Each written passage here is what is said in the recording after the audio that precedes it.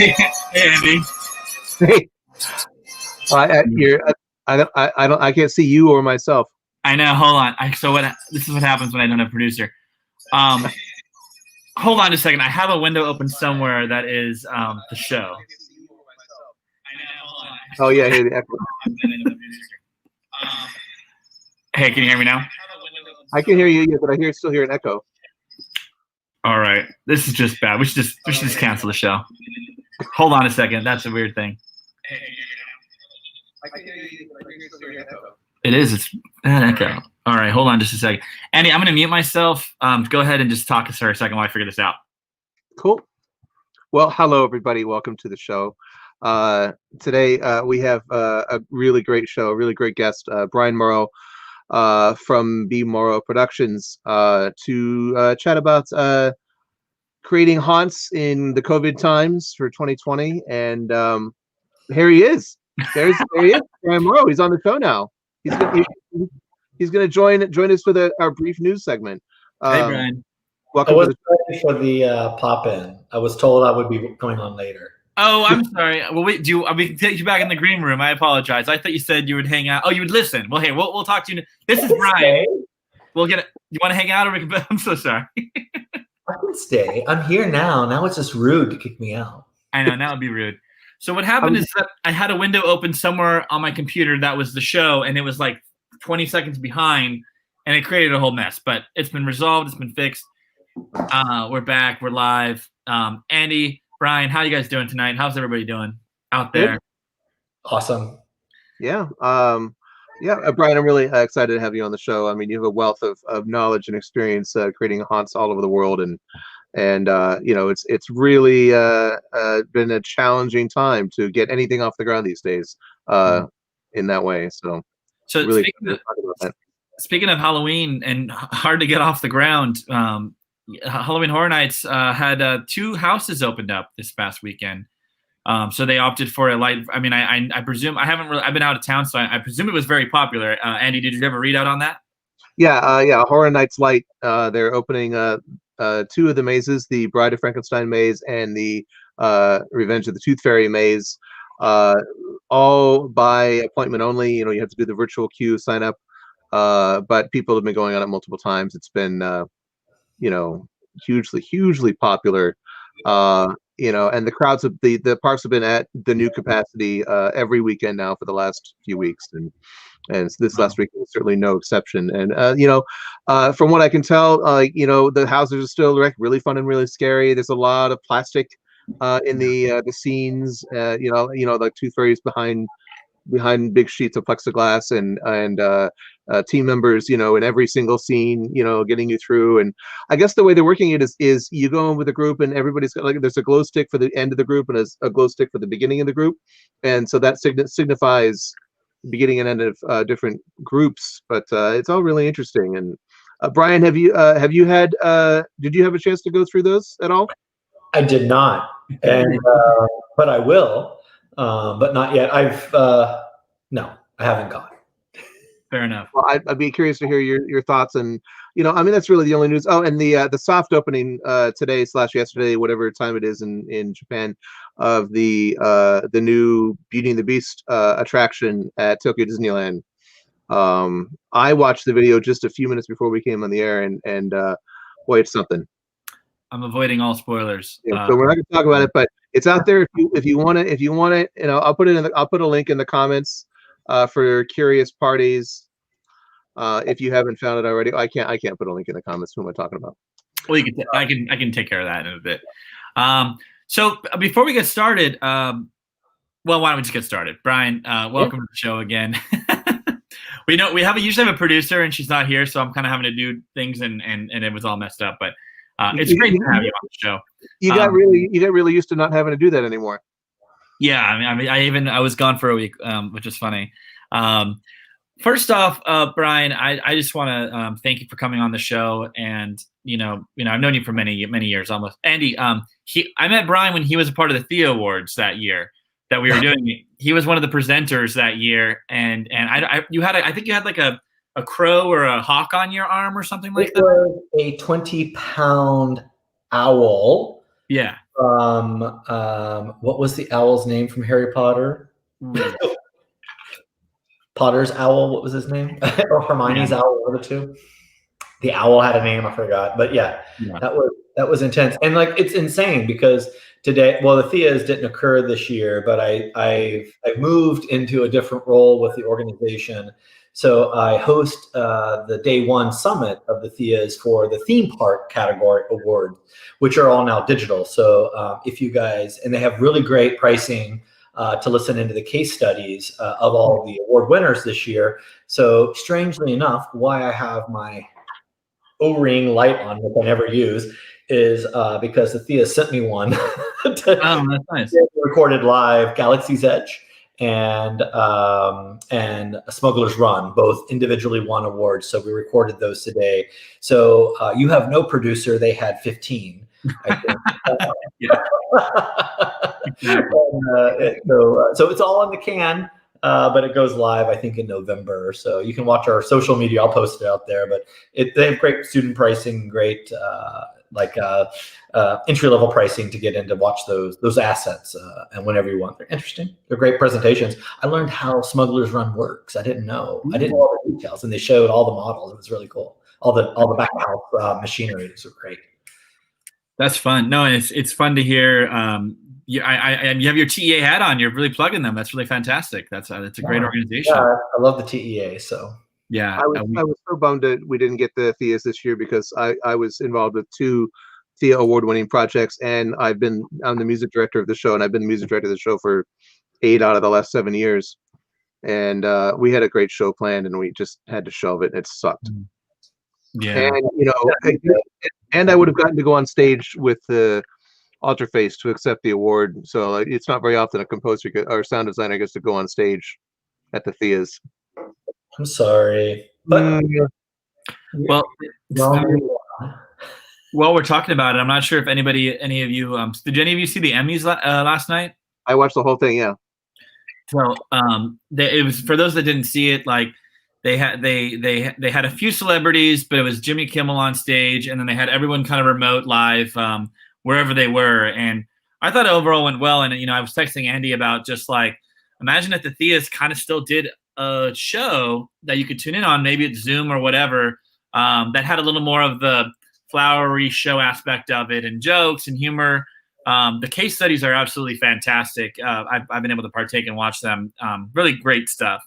But still that moment where you can kind of say your piece or say your thing. And even now, it can be viewed by a lot of people, a lot more people than that can fly out to California. So maybe I'll have to shoot them a note and say, hey, why don't we, or we'll just do it. We can just do it ourselves. No, I don't know. But it seems like a fun idea, like, to really have that moment, Andy, and say your piece on a Zoom call or wherever it needs to be. I think it'd be kind of fun. Yeah, no, I think that, it's become increasingly easy to do that kind of thing. And, the technology is there. People are used to it now. It's just, you have a bunch of producers, like handling everybody, and then, a really, confident video switcher. Yeah, no, exactly. So speaking of COVID-19, Brian, you were out there really quick in the marketplace. I think it was like a Slice Creative Network, and then I know you came on the other show that we've been doing, and you were very quick to pivot and adapt to what was happening. Would you mind kind of sharing your experience? So people that don't maybe not know who Brian Morrow is, would you be able to give a little bit of background, and then tell us like how you pivoted your company? I think that'd be a great place to start if you're willing. Sure. So in short terms, not to this light behind me looks terrible. Stand by. Matt Cooper, look at my terrible lighting. I see you watching. All right. So see now better. Now the orchid can be seen. So I started my company about 3 years ago after leading attraction design at SeaWorld and Busch Gardens. That's where I met Patrick, everybody. He worked with our studio out there. And for the sole purpose of working for other people in our industry, which is so big and so diverse, and maybe working on new brands and new stories. So that allowed me to own my own studio and kind of direct it where I wanted to. And we did a fair amount of theme park work for all the big theme park operators and some of our favorite theme park operators like Hirsch and Company and Sally Corporation and folks like that we just got to work with a bigger network of the amazing people that are in this industry. And we still work for SeaWorld and Busch Gardens, all those folks still as well. But then it was March 11th, which was my birthday. I turned not 46. And that's when everything started shutting down in New York, and I was going to go to New York that weekend to see some shows, and just realized this isn't going to be an easy situation for our industry. As soon as Broadway started shutting down, I just knew it was going to trickle into the theme parks. I've seen this twice in my career already. Once with actually 3 times, 9/11, housing bubble, or the Great Recession, and Blackfish. So I had a leg up on everybody else because I already went through a crisis situation in an organization. Particularly the last one was with the Blackfish film and the SeaWorld impacts that had. So I've seen it all happen before. And on March 13th, I moved my company into a new business model. Not a new business model, but we moved the company. I literally called my team in and I said, what will happen over the next 2 weeks is every project we have will go away. Probably every single one. And we're going to rebuild the company in 3 weeks. And so we did. And we leaned back onto what we knew how to do, which we weren't doing a lot. We were doing some of, but not a lot of. And that was entertainment design in the event category. We did some occasionally. It's probably 10% of my business before COVID. It now is 98% of my business. And we leaned in really heavily and really quickly. And we found, because I knew that I kind of had a lucky guess, that's where the investments for companies would go. No longer would they have millions to spend on attractions, but they could have hundreds of thousands to spend on events and get a return in 30 days on their money and help drive their gate. And that's probably where we start the conversation today. Is we've got a lot of interesting new existing clients and new clients that are using our studio in a brand new way. And I've grown my company this year. Didn't shrink it. I wasn't planning to do that. I was happy just to kind of, me and my friends, we gathered together and we created what we called the Collaborative. How original. And we'd have happy hour every Friday. And it was a group of other small companies like myself who said, let's just band together. This is our moment to support each other and not fight for the same projects. But if somebody gets one, we all get to work on it. So that's what we did. And we did that for months. And it worked great for everybody in it, because we all got work that we weren't having to chase ourselves. And or expanding our business network beyond who we already knew. So we made sure we weren't talking to the same owners or clients at any given time, and we banded together. And now that Collaborative is working on all the projects together. So all the things you see us doing, if it's I Love Christmas Movies, the Warner Brother thing at Gaylord, we have a new project coming out at Gaylord, which I can't talk about yet. It drops on October 1st. And then I'm on embargo. And then we have events and things happening at the Tampa Zoo, and then a handful of other great things that we're working on. So, and we're still doing pure design work, but we moved it out of theme parks and into resorts, destinations, and the nonprofit sector primarily. So that's where we are. And maybe that's what we're here to talk about, is some of that event stuff that we're working on, because we got to also design an event live during the middle of a pandemic in the state of Florida as the ticker was going up and everybody was getting panicked, and how to solve those problems. It was immediate design solving that we did in hours, not days. We reacted in hours to our clients and said, nope, we can save the project, do this instead. We can save the project, do this instead. And we used our design skills to do that, not our emotional skills, but our actual design chops and experience to do such things.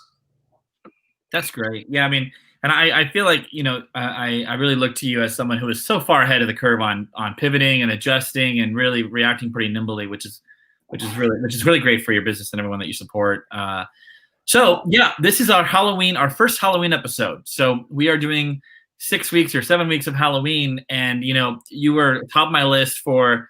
You've been out like crazy doing these events, Zoo Tampa, and you were out there already talking about, hey, if we're going to do this, we're going to need to do that. If we're going to do a COVID friendly thing, and here you are, about to launch in a couple of weeks, depending on where you are, or maybe you have. I apologize if Zoo Tampa's already gone. What's that? 2 weeks. Yeah. What was? Could you just talk about the process of, you mentioned you had maybe design solutions, but when maybe you had your first client discussion about, hey, we want to do this event that we normally do, but in COVID, like how did that kind of work, or how did that go about? Well, the clients knew they had an event tradition. We weren't creating a new business model for them.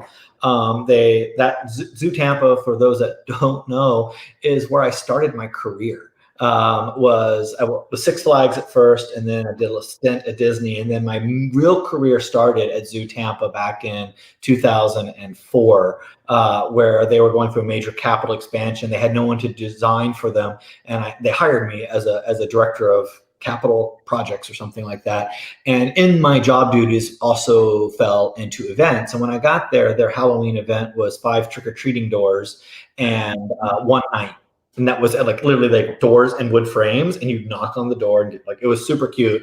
But that's what it was. And then it grew to a separate ticketed event that represented one of the 3 top fundraising exercises or revenue generating spaces for the zoo, realizing they were well ahead of Halloween and zoos before it became sort of very popular nationwide. And they also had a Christmas event, which grew. So I had some backbone there.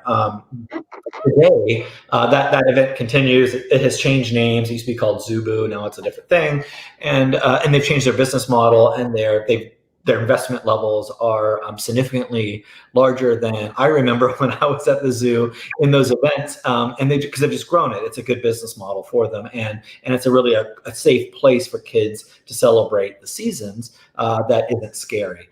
So they had this event tradition, and they were seeking a production team to help finish the design. They had the creative, all the creative came. I'd say like 85% of that creative came from the zoo. Alex Crow is their director of entertainment down there, and he's an old Bush guy, so he had already sort of scoped out the story worlds of the overall event, which were brilliant around this idea of campfires and the tales told around campfires coming to life. So there's actually campfires in the zoo with camp counselors that tell the stories, and then you walk into the lands of the zoo, and those stories actually come to fruition. So it's a really quaint and sweet and clever scale to the right size audience and the right scale, the right type of audience and size audience. So we started the design. We were awarded the project, and started the design process. And COVID happened, and we actually bid it in the middle of everyone being shut down. We would go to the zoo, it was shut down, and we were do pre-walks before we had won the project, all in our masks.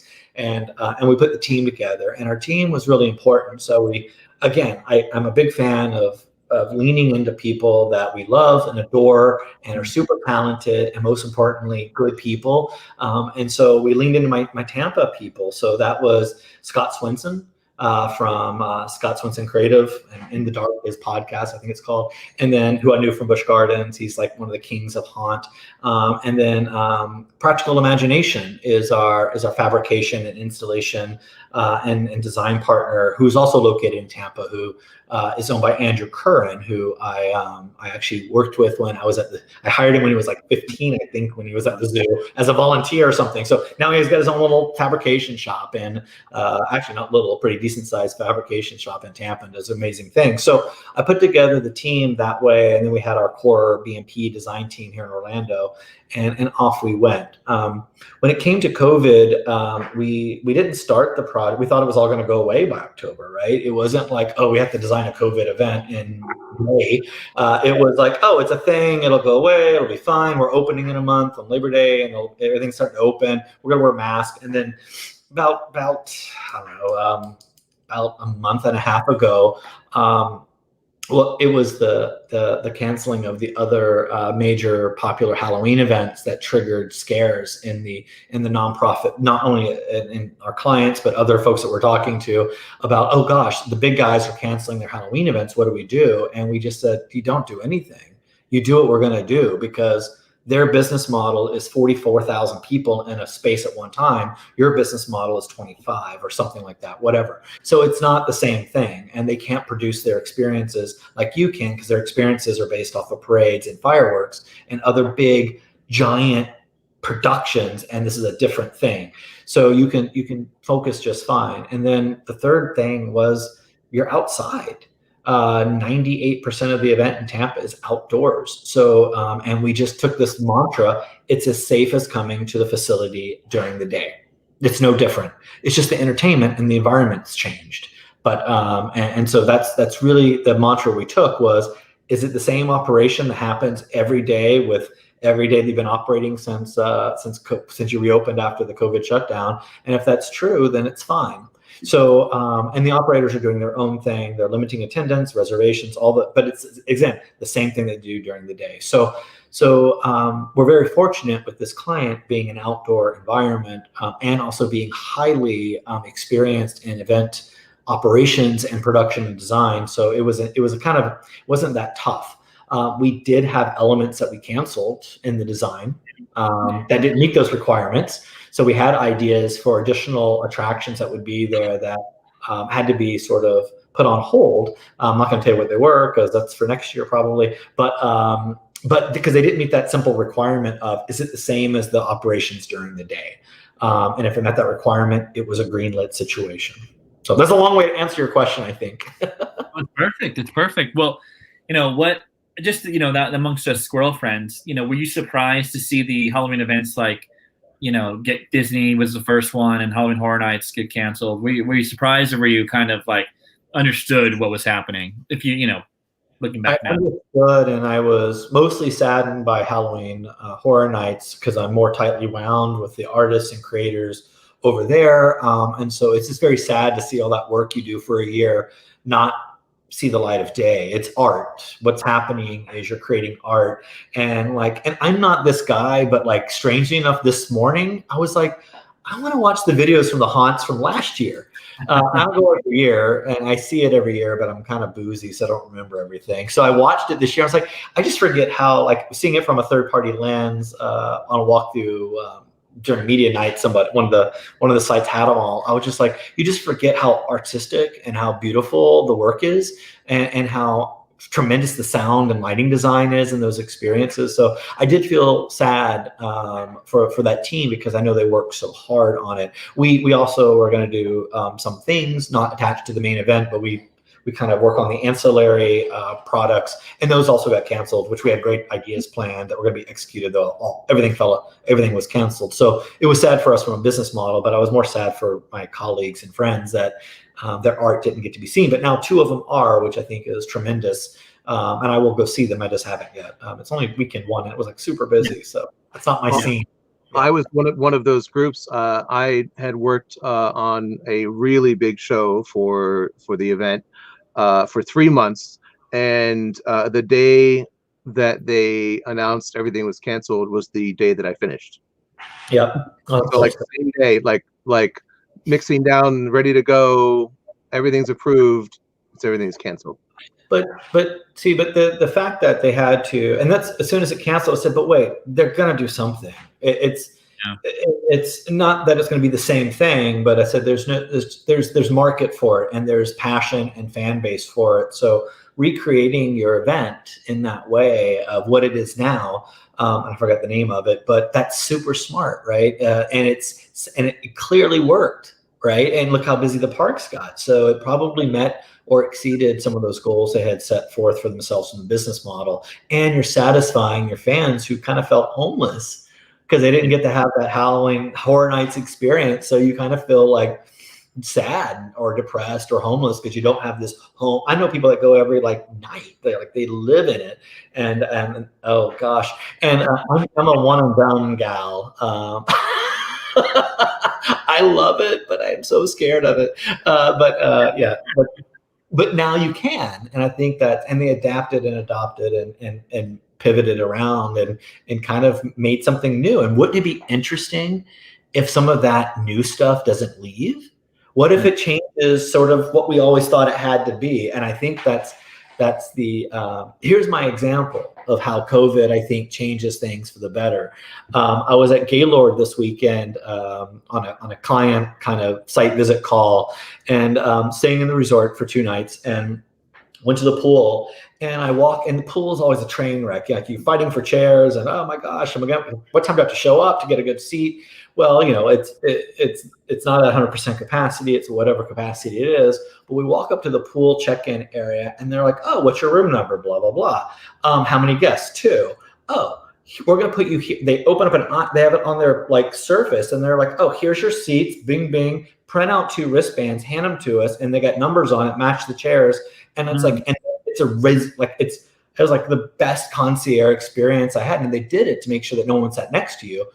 But it was a fantastic experience that can only exist. It only exists because of the situation we're in. So why can't something like that exist later? And I think you might see that in some of this event design is like, why can't some of these things be better than they used to be, or be different than, or in addition to? And I think what Busch Gardens is doing is one to watch really closely, right? They kind of tripled down on the outside thing. They have a huge park with enormous pathways. It's enormous acres. It's a huge property. Spread tons of people out, right? And do these 10 hot zones or scare zones. And I think you may find, and at a different price point, I think people might be very satisfied with it, and pass holders for sure. Yeah. I look towards it. Like, if when they said there was speculation, I figured they were gonna do like a Halloween Horror Night Light situation, right? Where they would do kind of what they've kind of backed into now. I totally agree. I wouldn't be surprised if they start backing in other elements of it. Like, I would love for the park to be open a little later to do the Lagoon show. I don't know how much cost is associated with that when it launches, but it feels like it's, you're shaking your head because you don't think it's not gonna happen. Who knows? I'm shaking my head because my cat wants to go outside. Hang on. I was shaking my head because I don't think it's possible to do a big Lagoon show right now with social distancing. I don't know. I don't see how that's. I mean, I could see it. It's effective in some of the Asian countries like China and Japan, where the public is a little bit more malleable, and they're a lot more willing to listen to the rules and abide by the rules and listen to the staff and the cast members and the team members. But man, I just can't imagine Horror Nights crowd being forced to socially distant for a Lagoon show. Can you guys? I think it would depend on the operations of it. If you're doing it every 30 minutes and there's enough shows and you have barricades up and you have proper areas, like, I think it can make it work. You just have to be limited, right? I mean, same thing, reference, hey, stand in this box or whatever it is, reservation only. I mean, it could be something. But yeah, you're right. I just want more things to come back, and hopefully I'll be able to. Like, no one wants to see a Lagoon show at Halloween Horror Nights at Universal this year more than me. Yeah. But I can't talk about it too much, obviously, because nothing's been announced. Yeah. But yeah, I mean, I'd love to see that. I just don't see it being a practical thing. Yeah. No. Totally makes sense. Yeah, I just so you know, Brian, I get like the frequent fear pass, and so my wife and I go, and we used to go, and like right now, what's happening is all my images on Facebook are coming up like, here's where you were a year ago, and I'm like, I don't want to think about that, like I want to. This is usually when we go and have fun and party and just enjoy it and go on all that out. So, I've flown out for Horror Nights in Orlando before several times because it's such a fun event. It's so vastly superior to Horror Nights in Hollywood. Well, I can't make that. I haven't really been to Halloween Horror Nights. I'm sure they do the best they can with what they have out there. It's just a totally different market and place. It's different. It's really different. Yeah, and they're dry, if I recall correctly, or do they? Well, they were up until last year. So they have. Yeah, that's crazy to me. Maybe do concert style numbered placements around the lake. You get a ticket and go to your spot. Yeah, I mean it's all possible. Yeah. So and then we're here to talk about Halloween, but what do you think the future is right now for multiple events? I know you're working on holiday events and things like that. We can touch about that a little bit. Like, what do you think the future is and how that's shaken out? In regards to popularity, I don't think I don't think you're going to see a waning desire, particularly around Halloween. A good example is one of our clients is the Franklin Institute in Philly, and they used to use us for exhibit design and experience design for their property, and then that all stopped at March 11th. And then I was like kind of casually talking with with some of their leadership just over the break. How's everybody doing? And she asked me about trick or treating, and so I gave her some like opinions and how, like things I've seen that work well and not work well. But I said one thing. I said the number one thing is you're this place that people trust. You're the only museum that's open in Philly at that time, and parents aren't going to want to take their kids out trick or treating. It's going to be too scary or dangerous or what have you. So be the safe place for trick or treating. And they did it. And and I don't know all the details, but they just announced it last weekend, and they had like an enormous demand for those tickets as a reservation only product for their past members or whoever. So it's true. There is a need for it. You saw it at Spooktacular this weekend when it opened with their super awesome and obvious dispensing systems for candy to kids in various different tubes and mechanisms that made it just kind of fun and silly. And you see it happening at the haunted drive-through attractions you're seeing in Orlando. They're posting, the candy coming through the tube in your car, or like some cool fairy dropping it in a basket in your car. And that's all because people want those traditions. You just have to figure out how to deliver it in a different way because the IP seasonality exists. The story is strong. The draw is impossible to resist, and the traditions are everything. So any way that a family can sort of keep a holiday tradition intact, even if it changes form, is a very strong proposition for a visit. You just have to deliver what they're asking for and do it in a safe way. So I love your focus and attention to tradition. I mean, I don't have a family, I don't have young kids. I don't know many people that do have a lot of young kids, and so like tradition isn't a big thing for me. But like you mentioned it, and I think about it, I'm like, man, I guess that really is like that's the one thing that to focus on that people are going to want to consume is like as close of a sense to normalcy as they can possibly get. It is, and it's more important now than it was before even. So it's less about, hey, what's the new great thing you have? It's just, oh, you have something and you've adapted it to make it safe for my family and I to attend together. I don't have a strong voice and super gory, like that's not my thing. I'm actually quite frightened by all of that. I go to it and I don't like it. But the family traditional festival and event experiences just work well, and tradition will typically win. One of my favorite stories, it's an old one, I can tell it now because I'm past my contractual obligations with the organization over at SeaWorld, but there's no secret here that when I first started there, they had Christmas, and I started in like December 5th or something at SeaWorld Orlando when I first started working for them.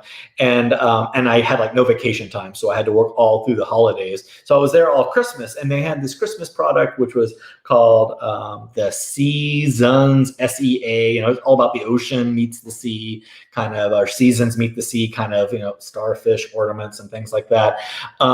And it was just kind of, and it wasn't a big focus for the organization. Christmas wasn't nearly what the business it is today. And I got to be part of, okay, so how do we invest in, and then Busch Gardens, Virginia did Christmas the first year, Christmas Town, which blew the socks off of everybody. That was Scott Gasbridge and that creative team up there just produced that thing. It was incredible.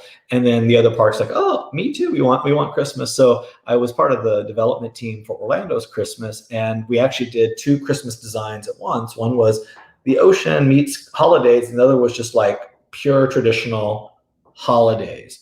And focus tested. Everybody, do not reinvent Christmas, everyone. It is unnecessary. It is not required, nor does anybody actually want it reinvented. Just give them what they've asked for, either movies they know, IPs they know that are Christmas from movies that they watched as kids, The Grinch, all that stuff.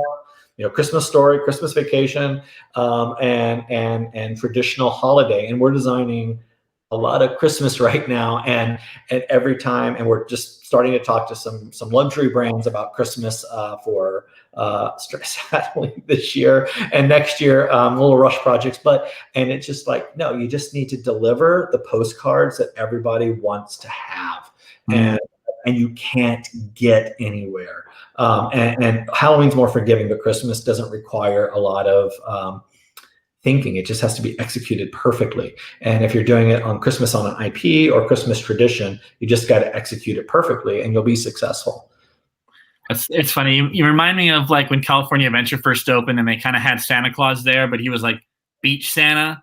And I think, I mean, look, I'm not here to discredit the people that worked on that, but it was just kind of like, people were kind of like, do I want like a beach short Santa Claus with a beard, you know, on the beach? I don't know. It was so. It seemed to be Santa. It was just kind of like a aging, you know, parrot head. Yeah, hipster Santa. You can have some of that, but you just got to make sure you have a core strong product that delivers on the photos and the experiences and the environments that the guests just are expecting to have. So if it's going to be the awesome Grinchmas or the awesome Macy's parade or the awesome Christmas story or Christmas vacation stuff that's coming to Gaylord, you just have to do it really well, and people will recognize it because it triggers all those traditional emotional thoughts of the Polar Express that we watch every single Christmas, right? It's there. I did Polar Express at SeaWorld when they got it for the first time. It was the first time Polar had ever really manifested into a large scale attraction, and we designed that in 5 weeks. No, we designed it in like probably 5 weeks and installed it over like a 1 month fabrication phase and then a 2 week install. And it was the first time it ever manifested in all those ways. And every step along the way, it was like, oh, is it Polar Express and the animals? And like, no, it just happens to be there. Deliver on the story. It was like boys' bedroom, exploding radiator, low fog train room, right? We had a simulator, train ride, easy, exit, Santa Town, Santa Claus, done. And then it was like, oh, we keep going all through the shipwreck of the Wild Arctic attraction. Like, no. Just it ends. This is the line. No more money's being spent. Enjoy the animals. Here's some good music. Have some hot chocolate. Yeah, you just got to do it. And like that attraction ends and a different one begins is all we did. Instead of it was like, oh, walruses in the ocean. It got really weird and stupid. We talked about it for 5 minutes, but just keep it pure and do it really well. And it worked. That was extremely successful. That's really where they stepped their foot into the Christmas business. And it was tradition. And it was perfectly executed, and it was a good IP and a good known IP.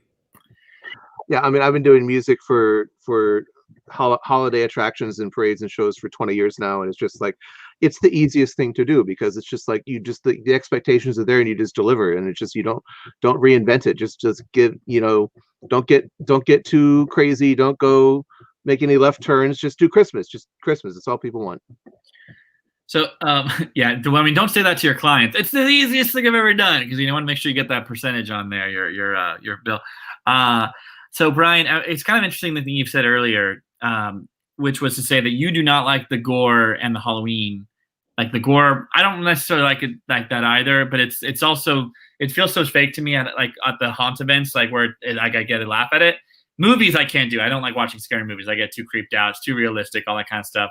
So, for you, not liking the gore and kind of, you know, being scared for your own analysis of yourself, how is it like being involved in a haunt process or a haunt project? You know, are you like more like executive director, just making sure all the right people in the room, or do you weigh in or affect it anyway? Like, what's your perspective on that? We're doing kind of not scary. It's very family friendly experience is the main ones that we're working on, but. And I see like Andrew Curran is here. You may have missed the intro. Andrew was talking about the projects that we're working on, but and hopefully he's working currently down at the zoo. But I'm there tomorrow. My shift's tomorrow night.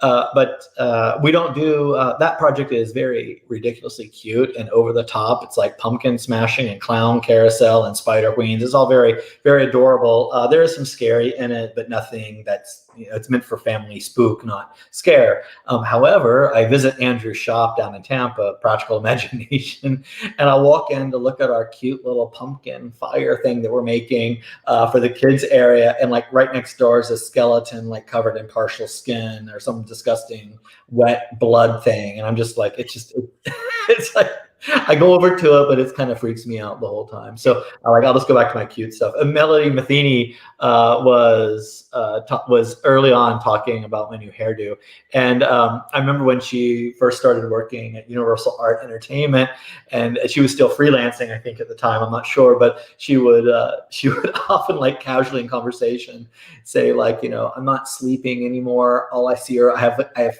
59 different versions of blood splats in my graphic portfolio for all the graphic design she was doing for the haunts. So it's not her thing either. So it is or it isn't. I can do it. I can do it. It's just not my thing. I did a Saw walkthrough attraction that never was built over in Korea. It was a really early project in my company, and I had never watched. I knew what Saw was, but I'd never watched it. And I was sitting around the table with my team, and in our studio, we have a policy of sort of voting on what projects we take on or don't take on.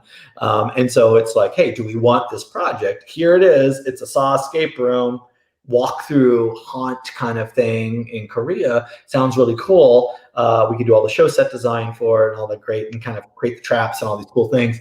And my team, we're so kid focused and play focused all the time. Like up rises the hands from the two most unassuming people. It was Jeremy Crawford, who I didn't know was so obsessed with gore, and Aaron Pine, who is the sweetest, smallest, cutest little, smartest, one of the smartest people I know. And she's like, oh, me. I'm all into it. I'm like, as long as I don't have to watch the movies, we can do it. I'll look at the drawings and make sure they're technically accurate, but I can't. And so I watched one movie, the Saw 1, on the flight home from the client meeting just to see what it was. And it was just like, and that was like the least gory one, I guess. And it was it wasn't my jam. We did the project though. We got lots of cool drawings. It's lots of, and then we had like Jack Krause ended up doing some of our painted elevations, and he hates blood too. And he was like, does my body drag of blood look good in the exit hallway? I don't know what it's supposed to look like. Oh my gosh, that's so funny. Ridiculous conversations. Not fun to work on at night. I don't like doing it at night. Ugh. Well, it is kind of funny that like it happens, I think, a frustrating amount of times for people that would be out. Like how many people like are designing for things and maybe they don't really know the IP very well, or they're scared of it, or they're kind of like, I don't really know what this is. Like, and I represent an IP holder, so it kind of happens a lot. But it's so interesting is that aspect of it. But you get fresh perspectives on it and new takes too, and it's a fresh set of eyes. Yeah, and we had the Gaylord project that we're working on that's now announced. We had the benefit of their super traditional Christmas movies, so I think we had to freshen up on a couple key scenes. But we all we jumped in and were able to immediately start work. And we met with Warner Brothers, I think, like 4 days after starting, and started showing the work product, because and we grabbed the easy grab stuff we did first. That was really easy to interpret, that didn't require any reinvention, versus some of the IPs require some thinking of how you're going to accomplish them. But it was nice because we knew them, and we did watch them, of course, but like we could just start right away because I know Christmas Vacation like back of my hand. Or you got to have the turkey, it's like, and the thing, right? It's like all those great things you have to have because they exist, right? So. Oh, that's great. I think we'll have to have you back to talk about Christmas if you're willing to. That'd be fun to hear. We're doing a lot more Christmas than Halloween right now, but that's just nature of where the business is driving, not because of, I think it's because there's a little bit more time to get ready for Christmas, frankly. Halloween, we typically, if we're doing a fall event or festival, we're typically buying in January, designing in December. We started in like June. Yeah. It's really a race, and it struggles for the team. Like we have install crews every night and our team's there, and not everything's perfectly designed because we had like 2 weeks to do about a 90-page design document. So we don't get everything exactly right. So it's tough. And that's the other big key is just keeping sort of aware of and flexible in your projects. If anybody's doing projects right now, it's like they're not always going to be perfect because perfect disappeared March 11th. You just have to get really close. because the reality is there's only so much time. Some of the things we're doing should have been a 9-month design project. We did them in 4 weeks. So I'm sure something is not right in the drawings when there's so many pages of drawings, and you just have to like stay flexible. But the good news is clients are being very understanding. They get it as well. They're just happy that their stuff is coming out and getting produced, and meeting the deadlines and making the opening dates and stuff. So. Oh, that's great. Andy, any other questions you might have for the comparable Brian? I'm seeing a lot of the proliferation of all these drive-in and drive-through and drive-up haunts that are going to be happening all over the country. What are your thoughts about those, and how would you do one? Well, I mean, I guess asking that question, we'd have to pay you, but like, what are your thoughts on all the drive-through haunts that are starting up that we're going to see a lot of this year? So my initial reactions were like, oh, hell yeah, this is super smart. And I know the team doing Haunted Road. That's Jeremy Crawford. That's Mariko. Jessica Mariko. I just call her Mariko. That's sort of their jam that they're doing out there. So when it first came out, I was like, oh my God, look, what are you guys doing? And then my next immediate reaction was like, oh shit, how does all this work? It sounds really hard and complicated, and you're outside in a field and safety. But I think that team's ramping up, I think, to opening this weekend. So I will be attending. I'm not going opening weekend because we've got our own technical rehearsals happening for our clients. But I'm going to go on like the first Thursday, I think the 8th, out to theirs. And then I will visit the other one, which is the Scream and Scream. Yeah, Scream and Yeah.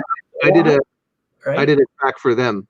Oh, nice. Good. So why not? I want to see all of, so to me, it's all art, right? It's just art taking and manifesting itself. I've said this about attractions. It's the same thing. They're just more complicated. And it's just, this is how you adapt and you pivot around. And the drive-through phenomenon isn't isolated to Orlando. There's Christmas drive-throughs occurring and other haunt things, and Halloween, and Disney's Freeform's doing one out in California. So I think and one's already open, and I saw a video of one in, I don't know what country it was, maybe Spain. It's already open at a theme park. We're like through the theme park. It was really interesting because the paths are so wide you can drive through them, and you've kind of got the set already built. So it was really interesting. And I think that's just, but what will be most interesting isn't seeing what they are this year. It's seeing what they turn into the following years, right? I do believe this time next year will not be the same safety situation that we're in. But what if that's the new way of doing it, right? Yeah. What if that's the new solution, or just an alternate solution to what we've all sort of gotten in a routine of visiting and experiencing? So all of this is like the Renaissance, right? This is just where arts and everything flourished during plagues and people stayed at home and got creative. This is our moment of that, and our art forms are taking new shapes and new directions, like drive-throughs and car washes. And I think we talked about haunted car washes on some really early on, and my little group started like sharing haunted car washes in Ohio. They've been around, and I literally like called 5 people. Let's do a haunted car wash in Orlando at Joe's down on Orange Avenue. I was like, it'd be so cool to do something like that. And then I thought, oh, actors with the moving equipment, I'm not going to be involved. But it seems too risky. But that's how new ideas are sometimes generated, is out of the need, not the desire. And this could be an interesting time this time next year. What proved so good that it can survive a second season as an alternate to traditional things? I'm going to all of it because it's not going to be that glorious, because it's not like, it's a different thing. I'm way into it. It looks story driven and cool. So I will be driving around. Yeah, well, so car. Interesting plug. So actually, we have Chris coming on from the Scream and Stream next week. Ooh. On our show on Monday. So he's going to come out. I've actually known him for quite a while, and I didn't even know there was a connection with Andy until recently, which is funny. But what I will say is that it, like you said, it makes sense. We have all these things that already happened. There's Christmas drive-throughs. There's animal parks where people will drive through the park, and it's almost like you create a dark ride almost, where it's like they're in their own vehicle. You have the throughput, and you can have 8 people in a car, and it's a different way of telling it. And I think it's cool, and I think it's definitely, I'm hoping they designed it for like, this is year 1, and we're gonna do next, year 2 is gonna be bigger and better, and keep going with it, right? I think there's so many places you can go with it. Yeah, and well, go ahead. Sorry. I'm desperate to see the Stranger Things one out here that is being put on by Secret Cinema, and Thinkwell's working on it too. I'm like so desperately curious to see what that's going to be. They're all going to be. They all face new design challenges that creatives haven't had, and operators haven't had to face before, because the mechanism of storytelling is, or the conveyance mechanism of storytelling is different in those linear things. And so, and you'll see, once, I can't divulge my clients' projects, but like once Gaylord opens, that doesn't operate like you're probably expecting it to. That's different. And we use some of our theme park design methodology to develop that and keep people safely distanced, but still have these super immersive experiences. So it's just kind of rethinking the problem, and that being, some of these things being designed from the ground up, we could do that versus, things that were already rolling and had to edit themselves accordingly based on new safety protocols or what have you. So again, I said it like somebody asked me early on, what did I think about, like, what are the parks going to be like when they reopen? You have to wear a mask. And I'm like, I can't wait to go. It's going to be, when are you ever going to go and have like 25% capacity?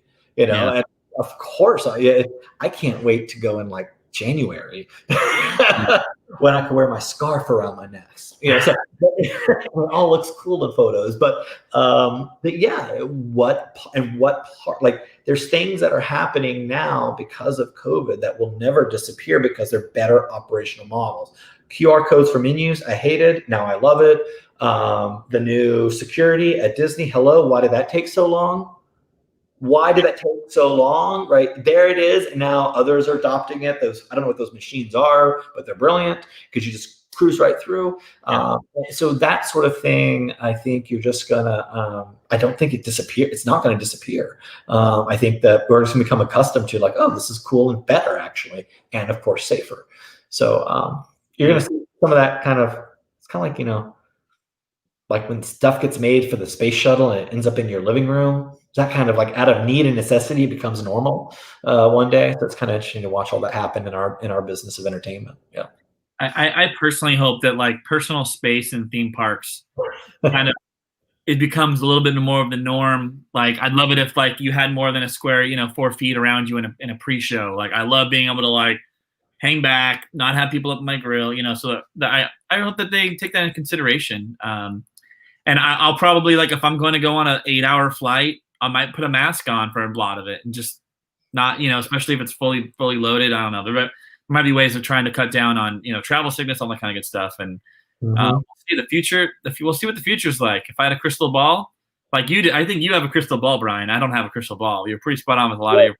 Melody left. That's why my hair looks like this. It's like. Yeah, is that a new do, or when did it happen? It's new from like 2 weeks ago. So I don't know. I did it a long time ago. Didn't like it. Now I like it. So it's gonna stay for a while. It's high maintenance. You look distinguished. Yeah, I'm working on my like over 45. Glasses are important to my look. Black V-neck. Thing. Yeah, that's that. I'm falling into a contrived myself. So yeah. Yeah. So we should talk again at Christmas, and then if you guys, if you want to get into media day and things like that for Gaylord, I can probably get a word in, because they love talking about their work, and they're doing really interesting things. Our announcement's coming out October 1st, and then we just finished the keynote. River thing there. Yeah. Maybe we could do a show with you and them. The reps from Gaylord. Yeah. Nico is their director of entertainment. I think that's his title. He's really lovely, and they do fantastic things there. And Christmas is their jam, but look at what they're doing. I've been watching summer and I've been watching fall for them grow as businesses, and summer's a really tricky one in a resort, but and we've done a couple summer things for other resorts, but it's a really interesting part of the business that now that's the number one thing we're getting requested from resorts is keeping the locals one more extra day on their staycation, and it's done. It's not the golf course. Yeah. It's entertainment. It's going to be entertainment. Yeah. Well, Brian, thank you so much for coming on the show. We'll end the show here, but go ahead and hang on. We'll go meet in the green room, so no need to close the window. Andy, any closing thoughts before we head out? No, it was. Oh, Andy, not me. Oh, well, then we'll go to you. You get to close the show with your thoughts. I just want to thank you again for coming on it and your incredible insight into this new phase of our industry, and all the forced adaptations that we've been creating, and solutions for problems we never thought we would have. And I love that the bright side of this is that I think that a lot of these things are going to be here to stick around, and I think for the better. Cool. Brian, any last final thoughts before we go? No, I would just keep encouraging either the designers or creators or builders or makers or whomever you are that's listening, just to or just fans and consumers of all these various products. I think you've seen sort of the worst of it pass. You're seeing even the big operators adapt and figure it out. Even if it's plexiglass in the haunt, that sounds cool. But now you got to get to walk through alone. I'm interested. That sounds even better than ever, right? We didn't even talk about that. That's happening at the Universal Park. That's the best thing in the world from a guest experience standpoint. Like you realize, like, yeah, it is. But just I think the bottom, we found it in our industry. I don't know that you're going to come out of it in a week or a month or 4 months or 8 months, but it is better than it was 2 months ago when we talked, Patrick, for sure. I know exactly what we're doing between now and May of next year already. Like, I just already know, and it's fine. It's all going to be fine. And I might typically have known what I'm going to do for 12 months out. Now I only have like a 6-month forecast, but that's okay. I used to have a 2-week forecast. Right. Mm-hmm. So for everybody else that's lost their jobs and have been affected, we're doing what we can to bring money and resources into our entertainment culture here in Orlando, and keep that money here and push it back out. And also in Tampa, putting a bunch of money. We hired like 85 people for the Zoo Tampa. 85 people that if that event had not had its ability to manifest itself, would be 85 more jobs lost. They're all paid jobs at great rates for performers for that show. And then we hired, I don't know how many designers, and then, like Andrew's team, the fabrication and design and install team, they're all just cranking out stuff as fast as they can. So that's what we do. And just know it's happening. Other people like me are working hard to help bring some of that work into our community here, which is important. So I'm talking to LA now, which I never used to do. Ever. Yeah, I'm like, why am I talking to LA? You got enough people out there. Well, I don't know why, but so maybe some of that stuff will come our way too here in Orlando from a design and production standpoint. For things that are in LA. Why not? Right? Sure. Well, Brian, we always talk about. We have this big plan to do more shows that are like focused on attractions, and I think you're a perfect person who's worked on a ton of attractions. Just like pull like Antarctica with the penguin ride and just talk to you for an hour about that and a whole case study, and maybe you can talk a little more real about it now that you're out of your NDA or whatever. It'd be really interesting to like go back and talk about different projects. And anyways, so.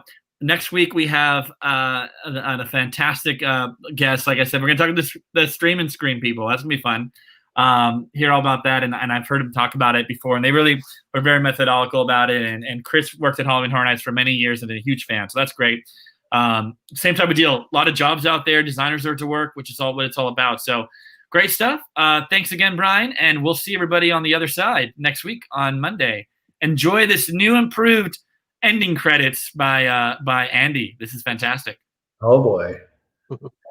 And that's not it. Hold on.